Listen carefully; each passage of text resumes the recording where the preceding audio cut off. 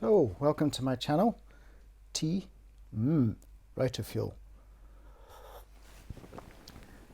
Okay, so today I'm going to do something, I keep saying that, I'm going to do something different. I'm going to do something different all the time. But this particular occasion I'm going to read you some extracts from my short story collection Running Coyote and Fallen Star, which will be out on the 1st of September.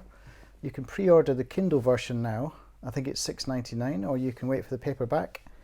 And it's got about 14, I think, of my published stories, and then another 30 odd on top of that. So I'm going to read you some sections from it, and the first thing I'm going to read is the introduction. In February 2020, with remarkable timing, I quit my administrative position in the NHS to seek other opportunities. In part, I found myself in a management position entirely unsuited to my temperament. I was also growing to realise that it was absurd to be working in a job that didn't use any of my skills. I thought it might not be unreasonable to find a job where I might capitalise on my writing abilities. Of course, we all know what happened next. COVID-19 appeared, a malignant viral invader, seemingly intent on throwing the planet into chaos. I'd planned to spend a few weeks at my parents' house in Edinburgh, my hometown. First, I thought I'd have a week or two in the West Highlands, revisiting some places I'd not seen since childhood. This notably included Sandaig, the beach near Glenelg where writer and naturalist Gavin once lived, after whom I was named. I loaded up Roxy, my self-converted Mazda Bongo campervan, and set off. The first few days were quite lovely. I relished driving through snow-clad mountains at Glencoe and parking on top of the steeply winding Mam Ratigan, while wild winds buffeted the van and pale winter sunshine contrasted with fast-moving banks of cloud. At night, the sparkling skein of the Milky Way was alarmingly vivid in a way you never experience in London. Then one morning I picked my way across the rocky foreshore to Glenelg, blasted by furious horizontal rain and increasingly angry wind, finally appreciating how challenging it must have been for Maxwell to build a home there. After a couple of days of brutal weather, I decided to cut short my Highland idyll and head to Edinburgh. Once I got to the capital, Scottish First Minister Nicola Sturgeon, reacting quicker than her English counterpart to the spreading pandemic, announced a stay-at-home lockdown. Overnight, I found that my voluntary trip to visit my parents, Ian and Kath, had become a sort of house arrest. I'm exaggerating, of course. In fact, it was lovely to catch up with my folks and my sisters, socially distanced, outdoors, and often through a fence. But it also felt weirdly lonely and regressive, like I'd stepped back into childhood at the age of 49. I needed a purpose. I couldn't really look for work down south when everyone was being furloughed and encouraged to work from home. I had sufficient savings to get by for a few months, and no real inclination to apply for jobs I didn't really want out of a sense of obligation. I decided to write. I had a novel to work on, Stutter, still unfinished, and I also thought I might start writing short stories again. As a teenager and young man, I used to love making these brief forays into imaginative worlds, often in the genres of science fiction or the surreal.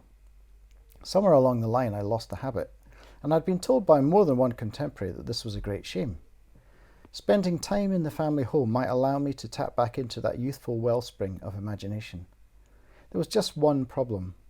I had no ideas for stories. From out of nowhere appeared the thought that perhaps I could use some random process to generate ideas.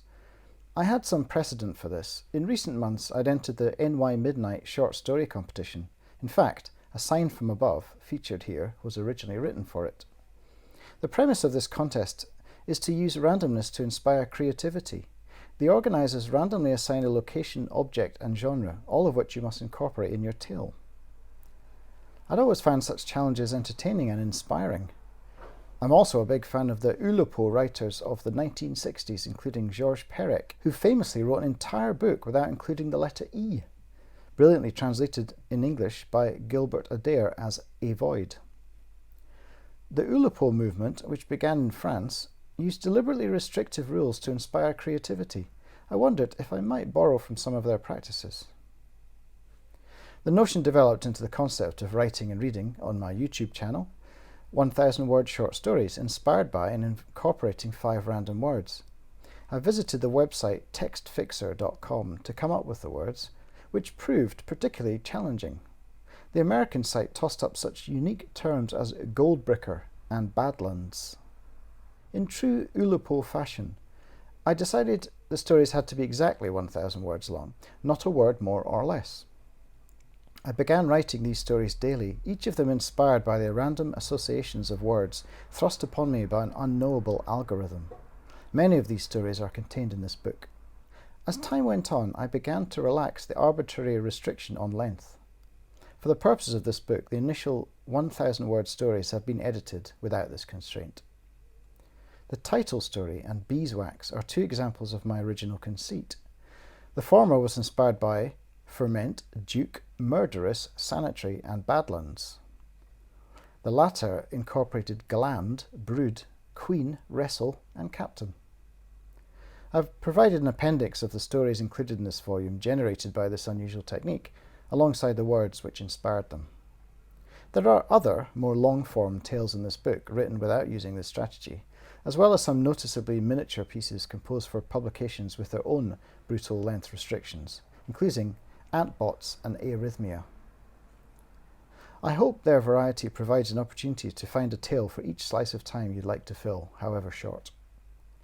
My rediscovery of the joys of short stories has proven a great comfort in the often lonely and fearful year we've all lived through.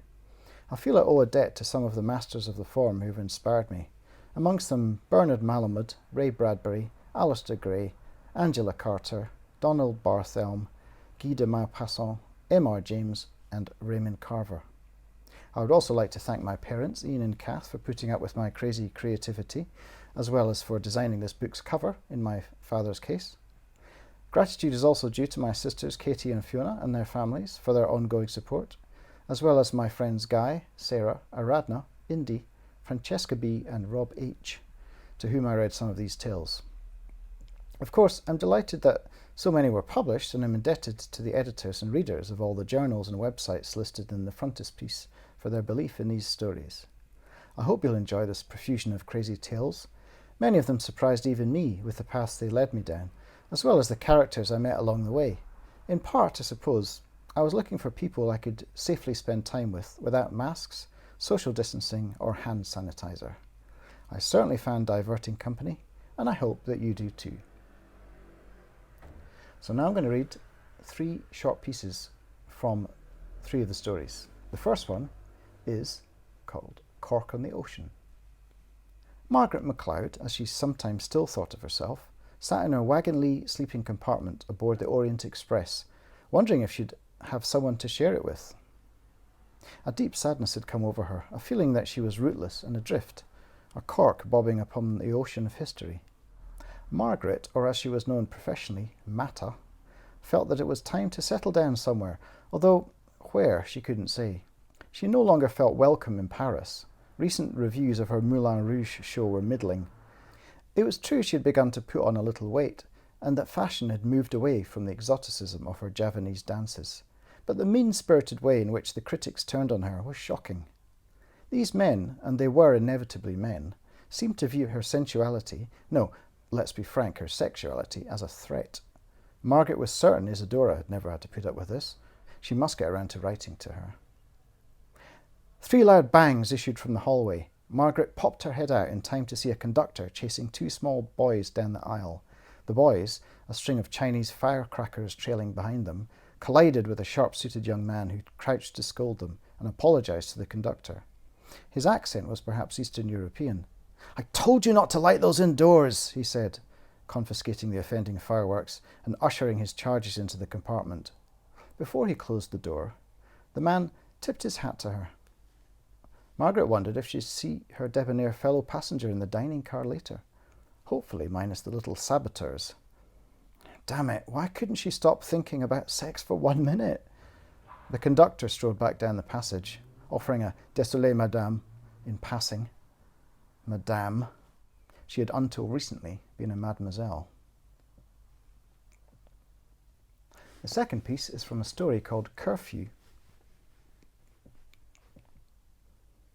The echoes of the sirens still resounded in the empty streets as Bill and Emily reached the only house with its porch light still on, 24 Wilberforce Way. Emily imagined the entity wrapping invisible tendrils around them both as Bill hammered on the front door, ignoring the buzzer. There was no time for niceties. They had perhaps 2 minutes to gain access before things became really dangerous. Emily leaned against a pillar, struggling to catch her breath. "Come on," Bill muttered between gritted teeth. "Why don't they answer?" Emily asked. "Everyone knows the rules, don't they?" "Hell knows," said Bill, looking behind them for signs of other stragglers. The pervasive silence, broken only by the tinkling of a distant piano, revealed that they were the only ones still out. They couldn't be taking these risks forever. One day the entity would catch up with them, as it always did. Either that or the night watch patrols would slap a caution on them, and they'd be confined to one specified domicile, with strict controls over their movements. That would make their business, and thus their lives, impossible.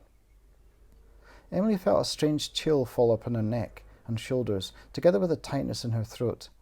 Here it was, right on cue. "In the name of God, will you open up?" Bill shouted through the letterbox, trying to sound more plaintive than angry. It worked. There was a click, and the door catch released. Emily felt a glutinous tug attempting to pull her back from the doorstep, but Bill grabbed her arm and yanked her into the hallway, where they sprawled on expensive parquet flooring. Bill kicked the door shut with his foot.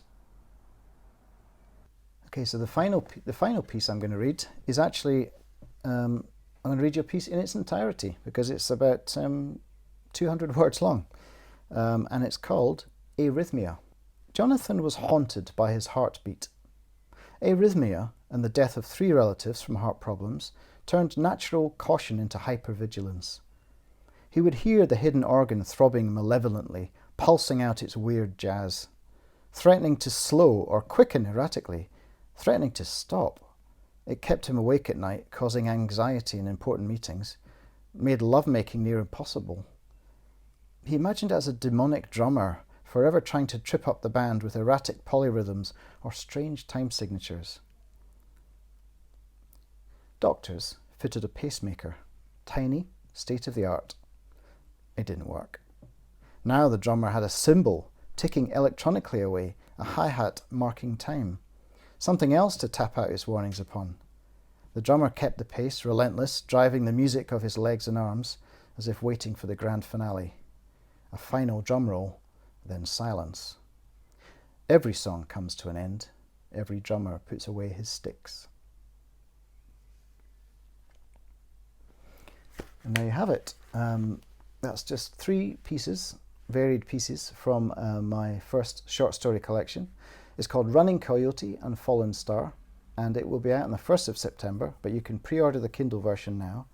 Or if you prefer to read books on paper, that's absolutely acceptable, and I will keep reminding you about it until it comes out, until you're heartily sick of the whole concept. In the meantime, you can hear some of my other stories on this channel, so do please subscribe. Press the little bell so it tells you when I've uploaded a new one, and you can share anything you like with your friends, and subscribe if you haven't. I think I said that already. Anyway, thanks for listening, and see you again soon.